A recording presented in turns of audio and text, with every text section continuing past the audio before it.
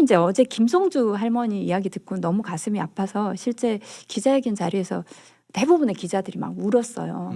그러니까 이제 그 본인 아버지가 징용으로 끌려가셨고 얼마 안 있다가 어머니까지 돌아가신 거예요.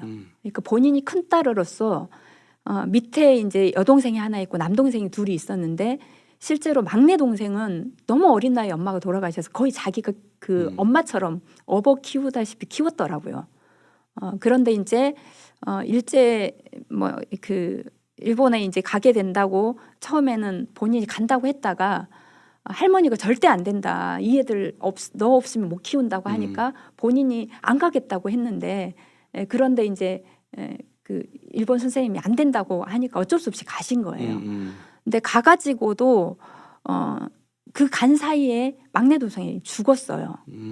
그래서 얼마나 가슴이 아팠겠어요. 그래서 이제 동생이 죽었으니까 자기가 오겠다고 했는데 실제로 못 가게 해서 동생에 대한 장례도 못 치렀고 강제 동원이죠 그게 바로. 예, 그리고 이제 또 바로 밑에 여동생도 이렇게 꼬셨더라고요 선생님이.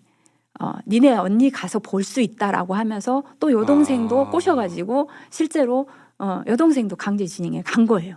그런데 문제는 여동생 입장에서는 아버지도 없고 엄마도 없으니까 어떻게 보면 언니가 엄마 같은 역할을 했을 거고 그래서 그 언니를 보러 갔는데 근데 그 장소가 아닌 다른 곳으로 보낸 거예요. 아 속였구나. 네, 속인 거죠.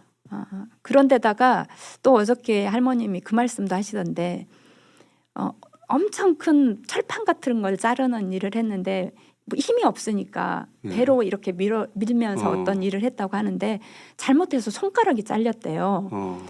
피가 막 나니까 얼마나 놀라셨겠어요. 그래서 막 울고 있는데 일본 관리자가 그 손가락을 주워서 이렇게 공기놀이 하듯이 하면서 이렇게 놀렸다고.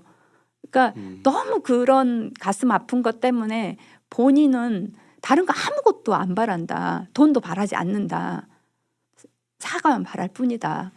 라고 말씀을 하셨는데 어떻게 이런 결정을 할 수 그러니까 그 본인들이 그렇게 힘들게 소송해서 한 것을 도와주지는 못할 망정 어떻게 보면 밥그릇을 발로 찬 거나 마찬가지이기 때문에 정말 이거는 도저히 받아들일 수 받아들일 수 없는 거죠.